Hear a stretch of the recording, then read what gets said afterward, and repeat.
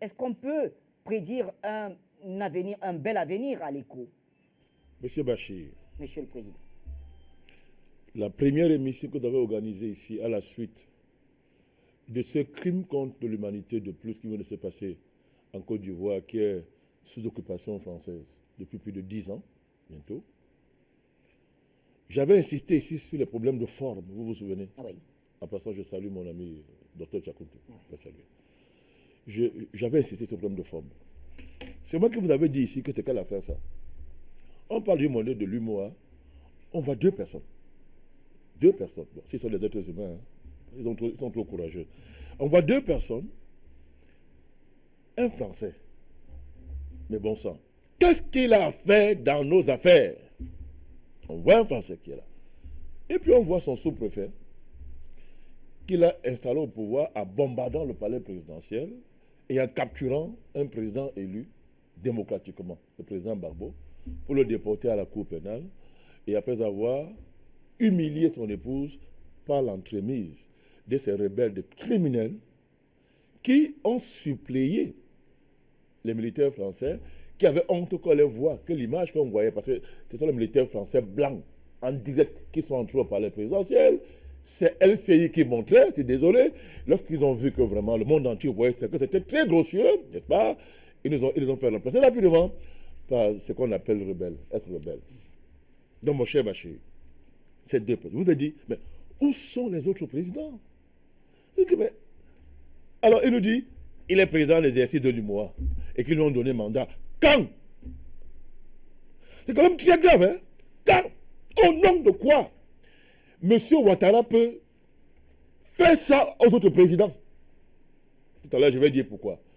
Que le docteur Tchakounte, le professeur Bourou, qui parle de la technique là, ils sont là ce soir, donc moi je ne vais pas perdre de temps là-dessus. Moi je fais de la géopolitique et de l'économie politique. Moi je vais insister là-dessus. Donc je laisse les choses techniques là au professeur Bourou et au docteur Tchakounte. Donc, ça dit que Bachir, c'est quand même très grave. La forme détermine le fond, cette affaire. On ne peut pas comprendre pourquoi M. Ouattara et M. Macron traînent comme ça dans la boue les autres présidents de l'UMOA. Mais je vais dire pourquoi, Bachir. Et ça me fait entrer dans une autre question de forme, sur laquelle moi j'insiste toujours. J'ai dit quand le franc CFA est né en 1945, c'était 3 Français qui étaient assis, qui signaient, qui ont créé ça. C'est-à-dire, écoutez bien, la France parlait avec la France. La France est venue signer avec la France. Ok, 3 Français étaient assis, et il y a 2 Français qui représentaient, je crois, la métropole, et un qui représentait les colonies. Mais c'était 3 Français. C'est comme ça qu'on est venu signer l'affaire là. Il faut que De Gaulle a créé ça par décret. Et c'est encore grave. On crée par décret. C'est un décret de Gaulle qui crée le franc CFA. Et ça a un sens. Quand on connaît l'impact du franc CFA sur l'économie, ça veut dire que nos économies africaines sont créées par décret de Gaulle. Je parle des choses que les gens comprennent. Hein? Oui. De Gaulle crée les économies africaines par décret. Pourquoi? Parce qu'avant le franc CFA, mon cher Bachir, les économies africaines faisaient de l'économie précoloniale, si vous voulez. C'est-à-dire qu'on fonctionnait très bien. On vivait. L'économie précoloniale, ça fonctionnait très bien. On n'enviait personne. Quand les colons arrivent, ils tuent les chefs. Et coupent leur tête.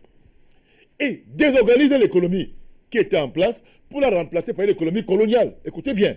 Désormais, les Africains ne produisaient plus pour eux. Pour leurs intérêts. Pas eux, en eux et pour eux. Désormais, ils ont commencé à produire pour le compte de l'économie coloniale Bachir. Il ne faut pas faire comme ça dans le temps, parce que c'est très important ce que je viens de vous dire. Vous allez comprendre pourquoi, depuis ce moment-là, on ne fait pas d'économie en Afrique. Je l'ai toujours dit ici. Souvent, ça va choquer mon ami, c'est un Tchakounte, parce qu'il croyait que quand je le dis, je remettais en cause les compétences des gens comme lui. On s'est compris depuis là. Tout le monde s'est pris. Mais je dis qu'on ne fait plus d'économie en Afrique. Ce qu'on fait en Afrique, c'est l'économie coloniale créée par De Gaulle, par décret. Parce que le franc CFA, quand tu le crées, ça veut dire que désormais, cette monnaie-là est le symbole, n'est-ce pas, de l'économie coloniale. Ça veut dire quoi? Ça veut dire que cette monnaie va concentrer toutes les activités économiques qui vont se faire dans la zone franc. Or, ces économies-là vont fonctionner par décret. Ça veut dire que désormais, tout ce que vous faites là, c'est la France qui va encadrer ça, qui va gérer ça, qui va garantir ça avec ce qu'on appelle, ce monstre qu'on appelle la zone franc. C'est important ce que je dis. Rien n'a changé depuis 60 ans, depuis 75 ans. Rien n'a changé. Toutes les réformes qu'il y a eu dans la zone franc, ce sont des chimères.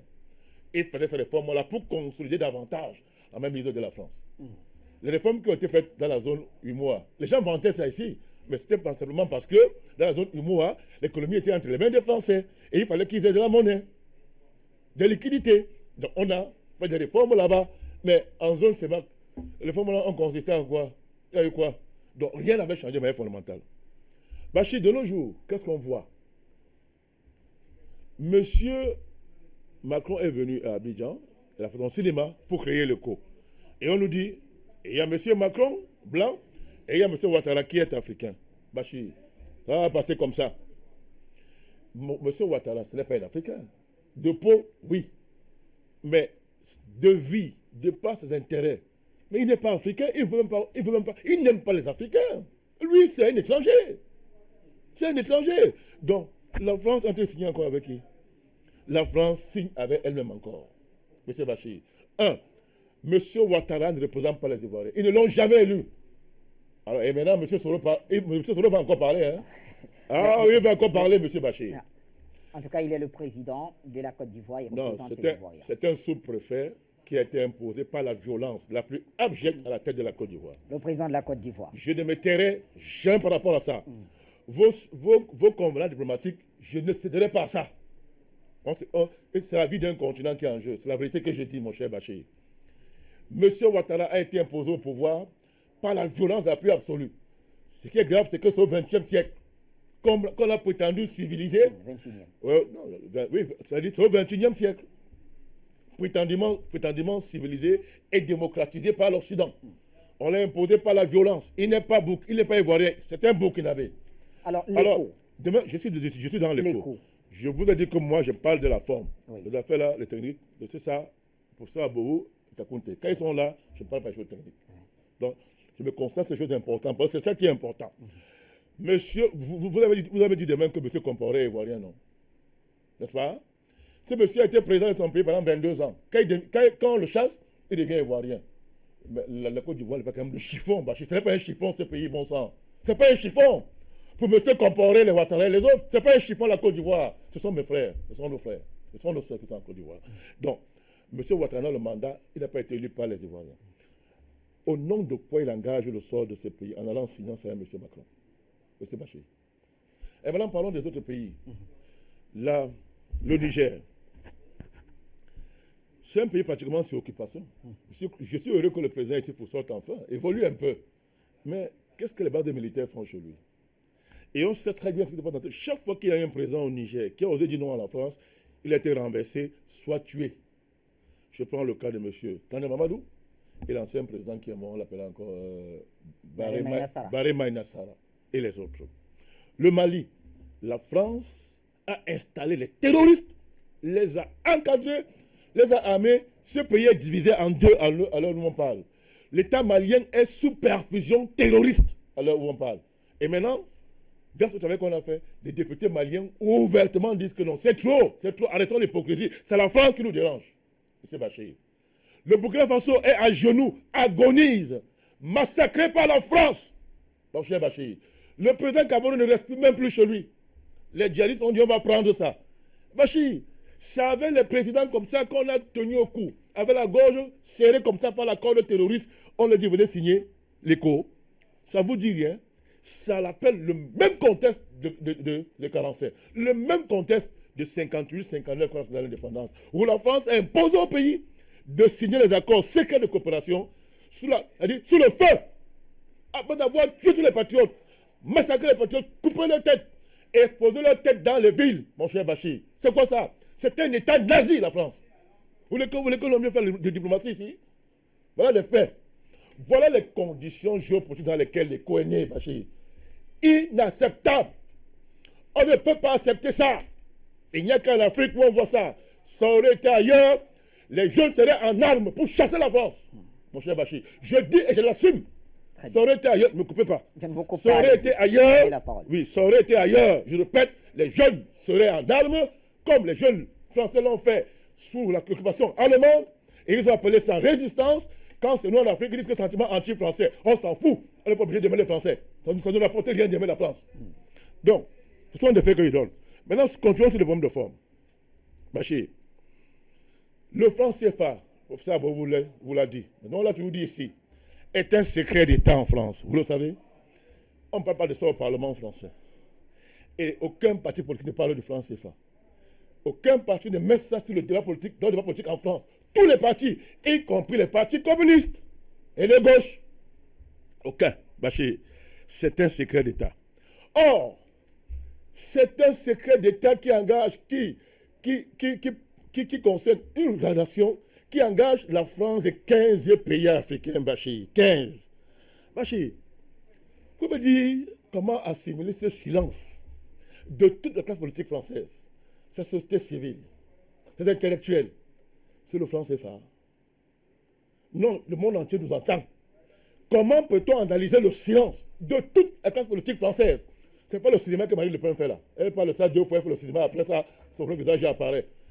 Elle dit, comment peut-on me dire qu'en France, les intellectuels, le clergé français, puisque la France est la sœur et le fils aîné des catholiques, avec leur soutane et leur croix de Jésus là, comment aucun clergé, le clergé français, les classes intellectuelles françaises, la société civile française, tous les partis, les députés au Parlement, personne ne parle d'un accord qui lie la France à 15 pays africains, Bachir. Alors on pose une question. Quel est cet État-là qui a en même temps une démocratie et un empire colonial? Vous pouvez m'expliquer ça? Empire colonial néo-nazi. Puisque le franc CFA est d'essence nazie, mon cher Bachir. On vous l'a démontré. Je veux que vous m'expliquiez. Il faut que le monde entier entende, Bachir.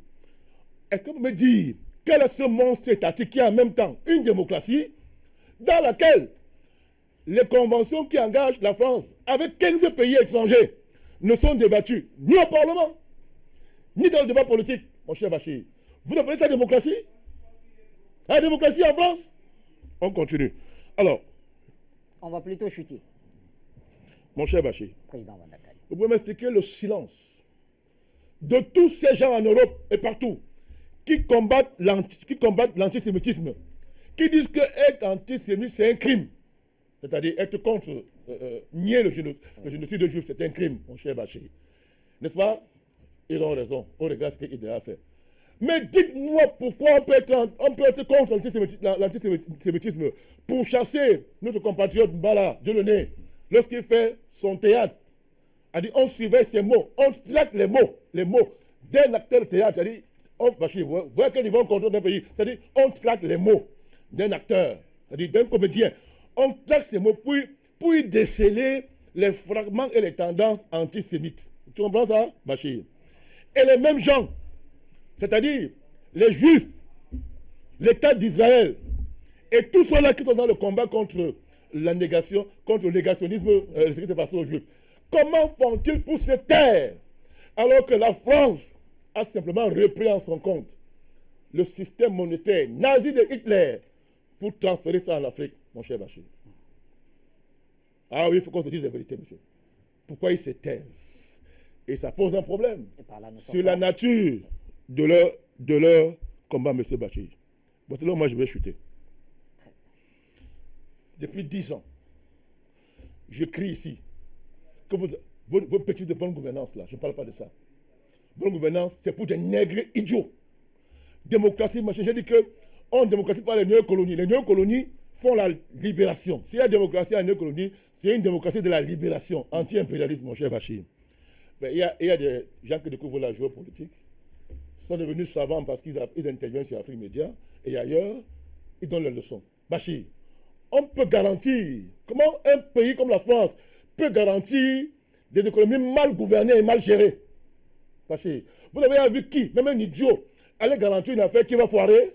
Mon cher Bachir, si la France, qui est adorée par tous ces gens-là, les pro-démocrates là, tous ces gens-là, n'est-ce pas, qui parlent de bonne gouvernance, de l'homme, machin, consort, la France est adorée par vous. Maintenant, si votre patron garantit l'économie mal gérée, piller des pays de son précaré, vous voulez parler de bonne gouvernance?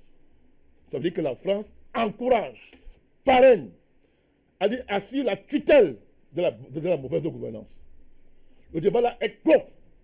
Et désormais, donc, un pays qui a en même temps empire colonial, néo-nazi et démocratie, c'est-à-dire un empire nazi en fait, ne peut pas donner des leçons de démocratie à d'autres pays. Et je salue le fait que Bachir, l'écho est une monnaie morte-née. Et là maintenant, il termine en répondant à votre question. C'est une monnaie morte-née parce que la CEDEAO a dit ils ne sont pas dedans. C'est des bêtises. La CEDEAO a dit nous on n'entend pas écho. Notre monnaie qui devait avoir, il n'y a pas de parité fixe, il y a la flexibilité paritaire. Notre monnaie, c'est un arrimage à un panier de monnaie, internationale. C'est une seule banque centrale. Et les critères de convergence viennent après, c'est-à-dire les bêtises que Ouattara récite comme un perroquet. Cette affaire où on dit, n'est-ce pas, restant en dessous de 3% du produit intérieur brut de déficit, de 10% d'inflation, une dette, n'est-ce pas, inférieure à 70% du produit intérieur brut. Voilà ce que Ouattara appelle ces critères de convergence. Il ne parle pas de ce que la CEDEAO réclame, à savoir la flexibilité paritaire, l'arrimage à un panier de monnaie, une seule banque centrale. Le Nigeria a dit, il y a plus grave maintenant. Le Ghana, Bachir. Le Ghana a répondu, le Ghana a écrit une lettre. Très bien, dont le président, c'est pratiquement un fils de M. Alassane Ouattara, qui était son invité d'honneur à son investiture. Lui aussi vient de dire, nous n'avons rien contre l'écho, sauf que l'écho que nous on parle là, c'est l'écho où, n'est-ce pas, il n'y a pas de parité fixe, la France ne garantit pas notre monnaie, et on est arrimé à un panier de monnaie internationale, une seule banque centrale. Alors, Bachir, c'est ce qui reste. Au Cameroun, là, maintenant, on est en train de dire que le diable va arriver au Cameroun. Qu'est-ce qu'il veut faire au Cameroun, M. Bachir? Ça vous dit rien, ça? Ça vous dit rien? Parce que le Nigeria a dit niet, le Ghana a dit niet. M. Macron est bien conscient que son humour, là, ne vaut rien. C'est un monnaie. Il faut qu'il commence à vouloir faire pression sur l'Afrique centrale pour lui dire qu'est-ce qu'il faut faire pour que vous reveniez. On en parlera. Malheur aux pays africains d'Afrique centrale qui vont rejoindre l'écho. Malheur. On en parlera d'ailleurs.